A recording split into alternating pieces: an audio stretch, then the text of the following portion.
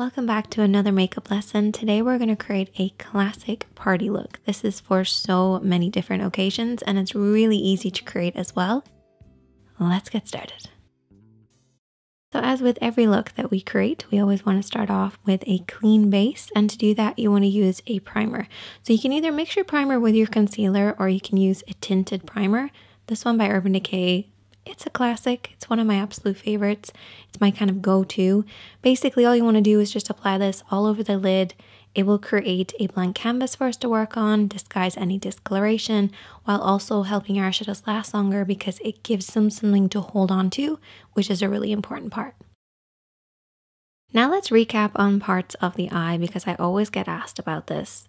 So I like to split the eye into 3 sections. The lid, the crease area, this is where the lid creases into the eye shape, and then the brow bone, which is technically not the brow bone, it's just underneath the brows. I then like to split the lid into 3 sections as well. So we have an inner, a middle, and an outer. And then you have your 3 liner areas.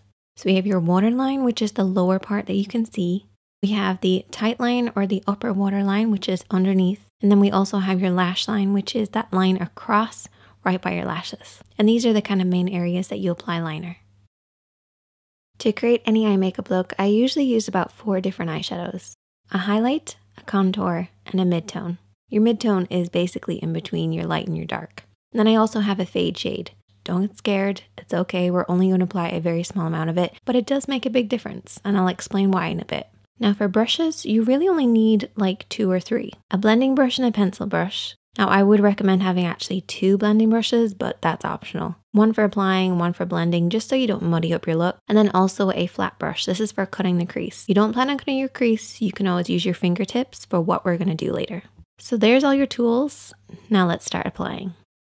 So we're going to start off with our mid-tone and we're going to use our blending brush. You always want to make sure you're using your blending brush for your mid-tone to create that really soft effect. Now a lot of people refer to this as a transition shade. Totally fine. I call it mid-tone because it's a middle tone, but it's totally up to you. You're going to blend this over and back and slowly build this up because your lid's going to be a little tacky. If you go in with too much eyeshadow to begin with, it's just going to grab hold of certain areas and not blend. You also want to hold your brush in the center of the handle and keep it at about eye level, so a little higher than normal, and sweep this over and back in the crease.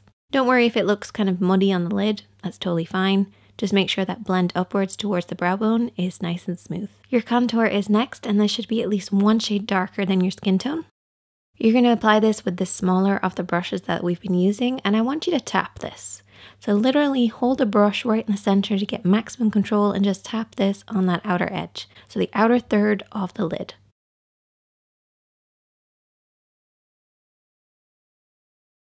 Then take your clean blending brush, holding it right down the end of the brush, sweep this over and back just to soften out any harsh lines.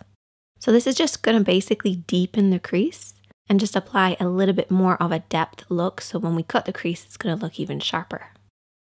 Okay, now we're going to cut the crease. So you're going to take your concealer brush with a little bit of concealer on it. So just follow the natural shape or create the illusion of a shape of a lid. And you can rest your pinky on your cheek for support. And what I do is I barely touch the skin as I go around the edges and then pull it downwards across the lid.